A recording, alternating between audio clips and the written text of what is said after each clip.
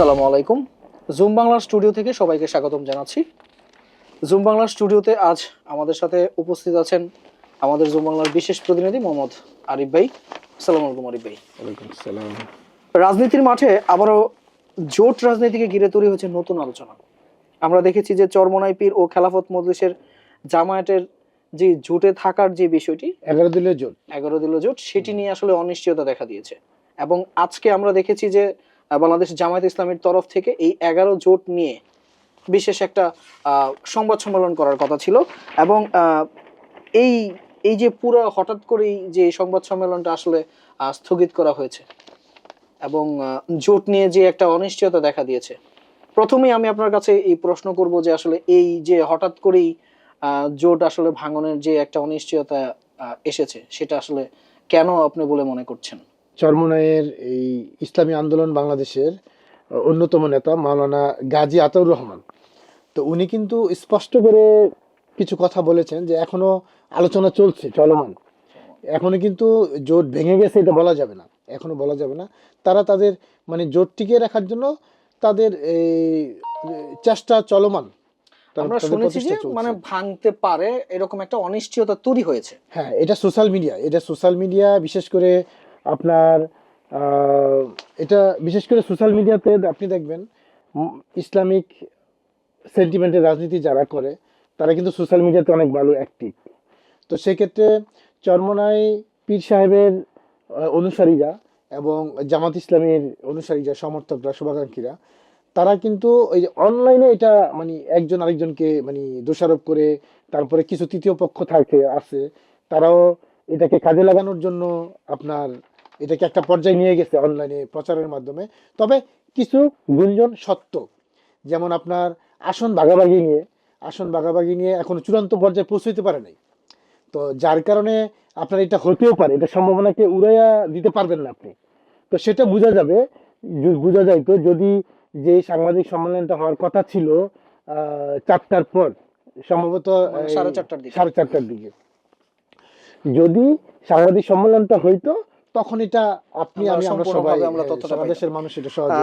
আরেকটা বিষয় হচ্ছে আরিফ ভাই, যদি আমি বলি যে যদি এই জোট ভেঙে যায়, কারণ এটা নিয়ে সর্বস্তরের তৃণমূল মানুষ থেকে একদম রাজনৈতিক দল পর্যন্ত সবাই আসলে অপেক্ষা করছিল, যদি এই জোটটা আসলে ভেঙে যায় আসলে রাজনীতিতে আসলে কতটুকু প্রভাব পড়বে বলে আপনি মনে করেন?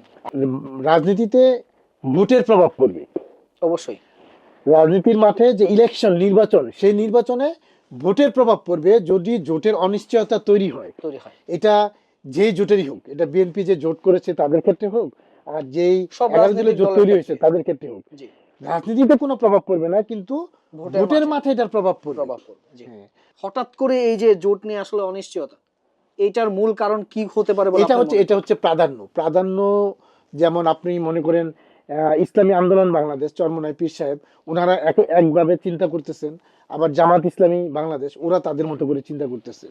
জামাতের পক্ষ থেকে এবং আপনার চরমোনাইয়ের পক্ষ থেকে একটা বিষয়ে তারা একমত হয়েছে, তারা মনে করে যে তারা ইসলামের ভোট বাক্স, তারা এটা বলে, তারা তাদের দলের কথা, যে তারা ইসলামিক সেন্টিমেন্টের মানসিকতা সম্পূর্ণ যারা আছে তাদের ভোটগুলোকে তারা একটা বাক্সে করতে চায়। তো সেটার জন্য জোটটা তাদের রাজনৈতিক চিন্তা করলে তাদের জন্য তাদের জোটটা গুরুত্বপূর্ণ ছিল বলে আমি মনে করি।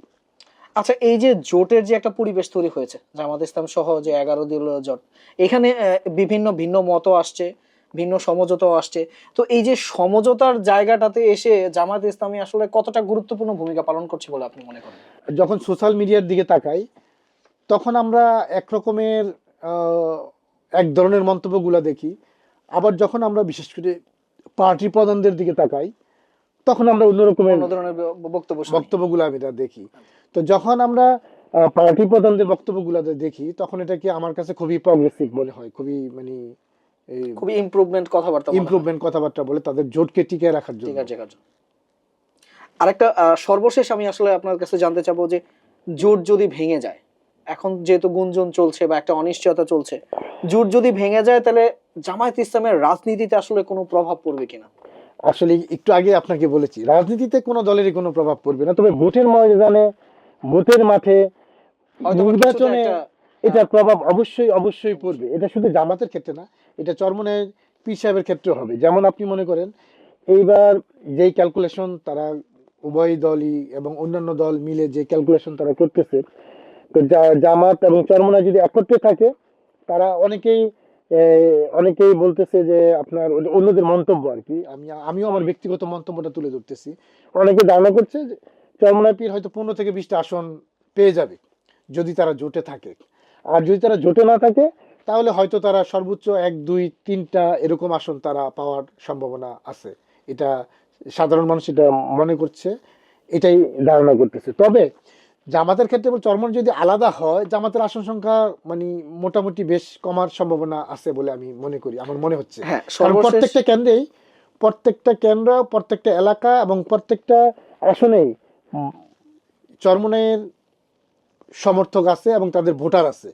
যেহেতু যখন দুই পক্ষের ভোট যখন কাটাকাটি হবে, তখন কিন্তু আপনার এই ভোটগুলো আপনার কাছে খুবই ইম্পর্টেন্ট, জয়ের জন্য খুবই ইম্পর্টেন্ট, জয় লাভ করার জন্য। সামনে কাজে এটা নির্বাচন, অবশ্যই একটা গুরুত্বপূর্ণ বিষয় তাদের জন্য। যে সামনের যে নির্বাচনটা আসলে কেমন হবে বলে আপনার মনে হয়? নির্বাচনটা আসলে আমি আগেও বলেছি, এই নির্বাচনটা খুবই গুরুত্বপূর্ণ একটা নির্বাচন। তারপর আবার এই নির্বাচনে কিন্তু হা ভোট না ভোট একত্রিত হয়েছে, এবং এই হা ভোট এবং না ভোট সবাইকে এই ভোটে অংশগ্রহণ করতে হবে, এটা অনেক ইম্পর্টেন্ট। তো সেই জন্য নির্বাচনটা অবশ্যই সরকারকে যে কোনো চ্যালেঞ্জের মোকাবেলা করে সুন্দর একটা পরিবেশ তৈরি করতে হবে। মানুষের অংশগ্রহণমূলক একটা নির্বাচন আমরা সরকারের কাছে প্রত্যাশা করি। তো সুপ্রদর্শক, এই ছিল আমাদের আজকের আলোচনা। ধন্যবাদ আরিফ ভাই। সুপ্রদর্শক, সামনে আরো গুরুত্বপূর্ণ রাজনৈতিক বিষয় বিশ্লেষণ নিয়ে আপনাদের সামনে হাজির হব। সেই পর্যন্ত ভালো থাকবেন। আসসালামু আলাইকুম।